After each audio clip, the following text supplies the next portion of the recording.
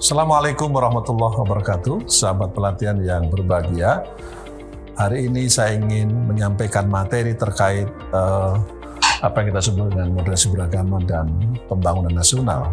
Sebuah tema yang sangat penting karena ini menjadi satu alasannya khusus moderasi beragama, ya. Kalau kita bicara moderasi beragama, ini menjadi isu yang sangat besar, terutama dalam konteks pembangunan nasional yang sudah masuk IMN tahun 2020 tahun 2024. Ada dua yang saya kira perlu kita berikan penekanan. Pertama, kata moderasi.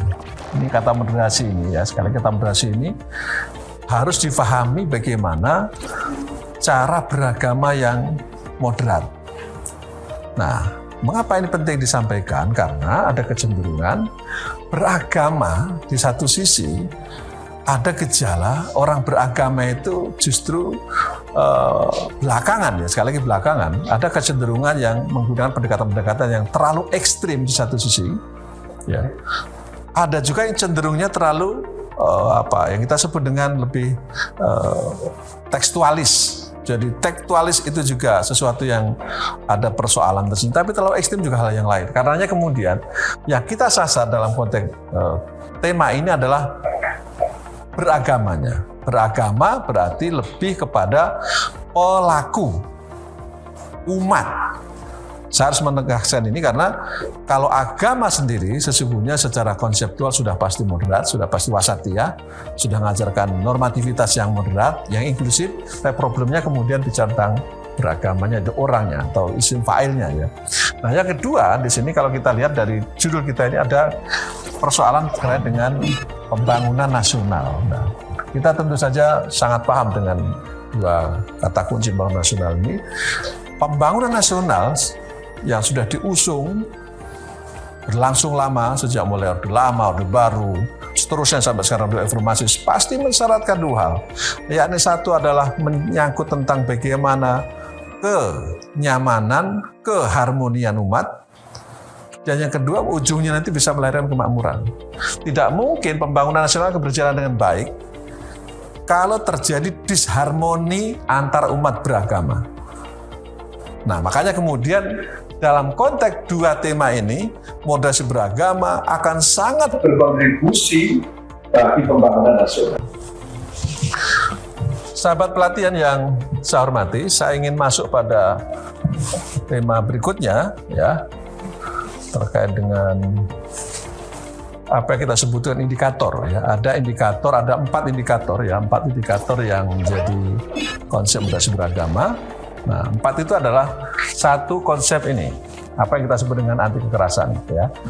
Jadi saya harus menyebut ini penting sekali. Sekali lagi belakangan ini ada kecenderungan orang yang meyakini pemahaman keagamanya cenderung truth claim, kebenaran tunggal, dan yang lebih berbahaya kemudian memaksa kebenaran tunggal itu dengan cara-cara model-model kekerasan. Kekerasan itu dipahami bisa macam-macam. Bisa kekerasan fisik, bisa kekerasan non fisik. Kalau kekerasan yang pertama pasti mudah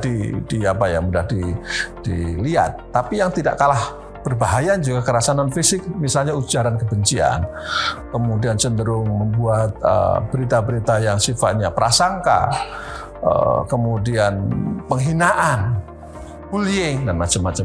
Ini yang kemudian dalam konteks moderasi beragama juga satu hal yang harus menjadi komitmen kita, menjadi musuh bersama yang harus kita tentang.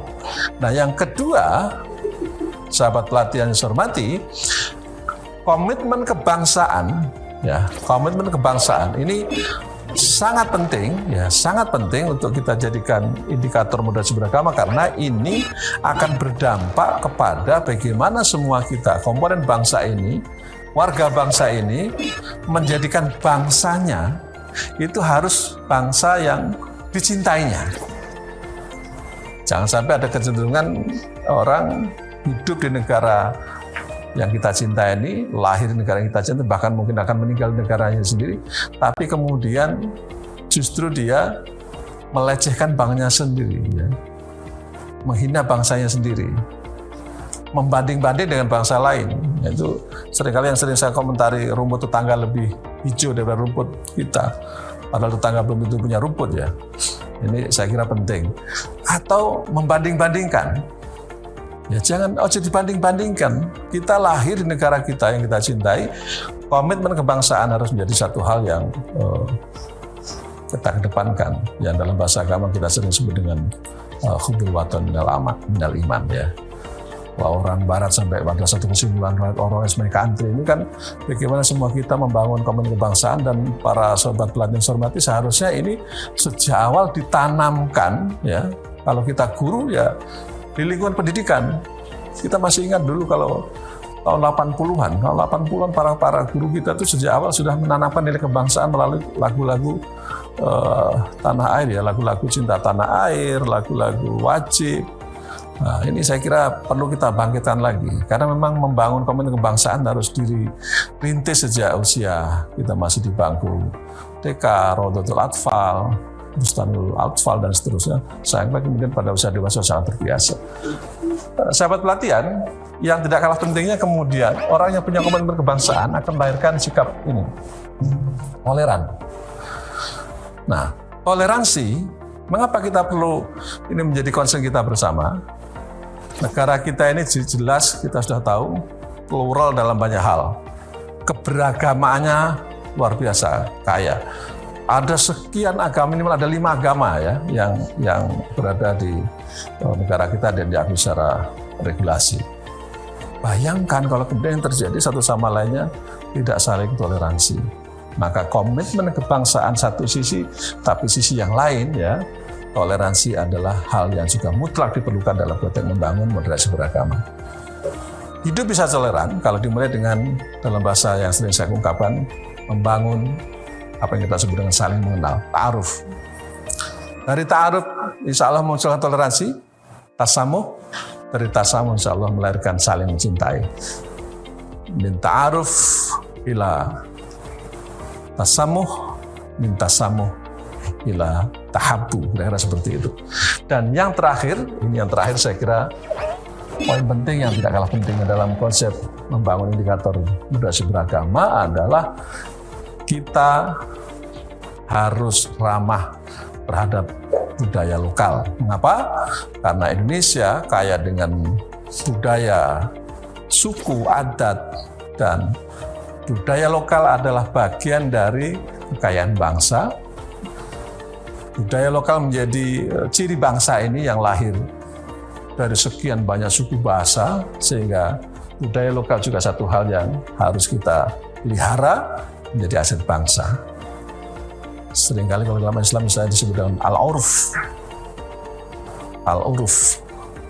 Jadi ini sebuah konsep yang saya kira sangat relevan dengan konsep ramah terhadap budaya lokal, di satu sisi juga adat istiadat.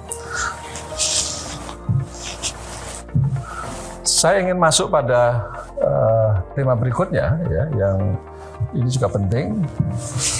Saya kira menyangkut mengapa sih kita harus bicara moderasi beragama dalam kehidupan berbangsa dan bernegara. Setidaknya ada beberapa reasoning yang harus saya sampaikan dalam pertemuan ini, sahabat pelatihan. Pertama, ya, kita tahu tadi di awal saya sampaikan, Indonesia sebelum bernama Indonesia, orang sering menyebut Nusantara, ini dulu dikenal dengan ya negara yang sangat religius. Hampir semua keyakinan itu tumbuh di negara kita ini. Jauh sebelum nama Indonesia itu lahir. Dulu masih disebut Nusantara. Berbagai keyakinan sudah ada. Nah, karena itu sebuah realitas yang tidak bisa kita hindari. Sebagai sebuah negara yang sangat kuat religiositasnya, maka tugas kita bagaimana kemudian religiositas itu menjadi bagian penting yang juga harus kita perkuat kekayaan bangsa. Nah, di satu sisi, ya, negara ini hadir begitu kita memproklamirkan tahun 1945, ada sekian banyak diskusi. Kita ini di satu sisi nilai-nilai agama sudah terbangun sedemikian kuat, tapi di sisi lain kita juga harus menghadirkan sebuah negara. Konsep kita apakah negara ini berdasar negara agama atau bukan? muncullah beberapa pandangan yang kemudian diskusinya sangat halus, diskus pada tahun itu. Satu sisi ada yang menghendaki negara agama, sisi lain negara sosialis, sisi lain negara komunis. Dan sampai pada satu kesimpulan, para founding fathers kita, berarti pendiri bangsa ini bersepakat, negara kita bukan negara agama. Tapi jangan lupa, negara kita juga bukan negara sekuler yang menegasikan agama. Negara kita negara apa? Negara yang menghargai agama di satu sisi, di sisi lain kita juga melindungi pemeluk agama. Lalu menggunakan bahasa titik temu yang belakangan oleh para founding fathers disebut dengan Pancasila. Pancasila, five principle. Inilah yang kemudian menjadi kalimatus sawa, titik temu dari sekian kepentingan warga bangsa. Semua agama terakomodir di situ, maka kemudian Pancasila, sila pertama Pancasila ketuhanan yang Maha Esa, semua agama terakomodasi di situ. Nilai kemanusiaan terakomodir di situ, nilai keadilan terakomodasi di situ, permusyawaratan terakomodir di situ. Nah, 5 prinsip dasar, 5 principle ini yang kemudian harus kita jaga sampai hari ini. Dan yang terakhir saya kira, saya ingin berikan catatan yang sangat penting ya menurut saya.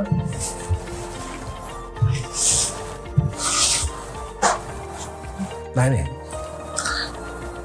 ini yang kemudian menjadi konsep yang harus kita jaga sebagai final decision sebagai warga bangsa. Saya sering menyebutnya dengan istilah PBNO ya. Ini sebuah istilah yang untuk akronim saja ya, kepentingan akronim. P ini sangat identik dengan tadi yang di penjelasan saya semula dengan 5 principle ini. Kita arah ke sini. Kemudian B itu akan lebih relevan dengan Bhinneka Tunggal Ika. Jadi pendiri bangsa juga sudah sangat sadar dengan keberagaman suku, agama, bangsa. Mereka menjadikan ini aset bangsa. Apa kesimpulannya? United in diversity. Kita boleh bermacam keberagaman agama, suku, bangsa, tapi satu, berbhinneka Tunggal Ika, dan kemudian dilambangkan dengan Garuda Pancasila. Kemudian N ini lebih dekat dengan NKRI ya, Negara Kesatuan Republik Indonesia. Nah, sampai ini menjadi pilar kita yang ketiga, dan terakhir adalah Undang-Undang Dasar 1945. Sahabat latihan, inilah pentingnya moderasi beragama dalam pembangunan nasional. Wassalamualaikum warahmatullahi wabarakatuh.